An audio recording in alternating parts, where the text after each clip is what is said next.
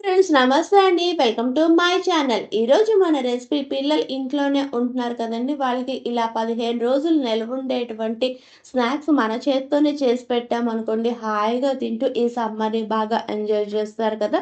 మనకి చెయ్యటానికి ఈజీగాను, తొందరగా అయిపోతూ మంచి టేస్టీగా ఉండేటువంటి రిబ్బన్ పకోడీని ఈ వీడియోలో మీతో షేర్ చేసుకోబోతున్నాననమాట.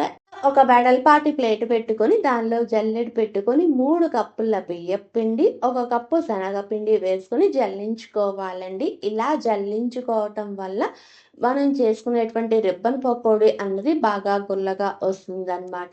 అంతేకాదండి, మనం తీసుకున్న పిండిలోని ఏదైనా డస్ట్ ఉన్నదనుకోండి, అదంతా తీసేయొచ్చు కదా! అందుకనమాట. ఇలా జల్లించుకున్న తర్వాత దీనిలోకి పావు టీ స్పూన్ పసుపు, మీకు రుచికి అనుగుణంగా ఉప్పు, మీకు రుచికి అనుగుణంగా కారం, 1 టేబుల్ స్పూన్ వామును తీసుకొని చేత్తో నలుపుకుంటూ వేసుకుంటున్నానండి. ఇక్కడ వాము వేయటం వల్ల రిబ్బన్ పకోడీ టేస్ట్ అనేది చాలా బావుంటుందనమాట. అంతేకాదు, మనకి స్వీట్ షాప్‌లోని ఎటువంటి టేస్ట్ వస్తుందో అటువంటి టేస్ట్ వస్తుంది. అరుగుదలకు కూడా చాలా బావుంటుందనమాట.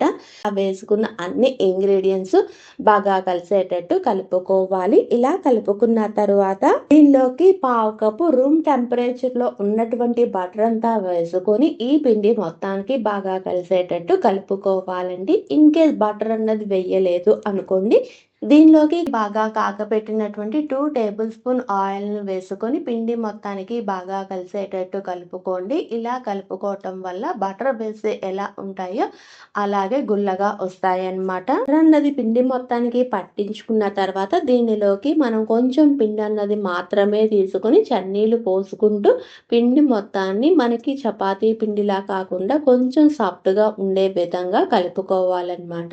అంతేకాదండి, మీరు మాత్రం గోరువెచ్చని నూనె మాత్రం తీసుకుంటే మాత్రం ఇక్కడ పిండిని మాత్రం గోరువెచ్చని నీటితోనే కలుపుకోండి. అప్పుడే రిబ్బన్ పకోడీ అన్నది మంచి క్రిస్పీగాను, మంచి టేస్టీగా వస్తుందన్నమాట.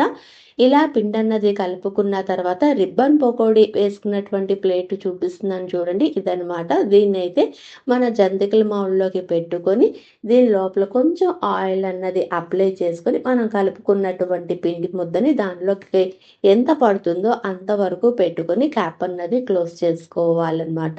ఇలా మనం అయితే పిండిని కలుపుకుంటున్నప్పుడే నేనైతే వేరొక పక్కన డీప్ ఫ్రైకి సరిపడా ఆయిల్‌ని పెట్టుకొని ఫ్లేమ్ అన్నది మీడియం టు హై ఫ్లేమ్ మధ్యలోనే పెట్టుకొని ఆయిల్‌ని వేడి చేస్తున్నానండి. ఇలా ఆయిల్ అన్నది బాగా వేడెక్కిన తర్వాత దీనిలోకి మనము రిబ్బన్ పకోడీని ఒత్తుకోవటమే అనమాట. అయితే ఒక్క విషయం అండి, ఫ్లేమ్ మాత్రం మీడియం టు హై ఫ్లేమ్ మాత్రమే ఉంచుకొని రిబ్బన్ పకోడీ ఒత్తుకున్న వెంటనే ఫ్లిప్ చేయొద్దు. దానిలోని ఉండేటువంటి బబుల్స్ అన్నీ తగ్గిన తర్వాత ఫ్లిప్ చేసుకోండి.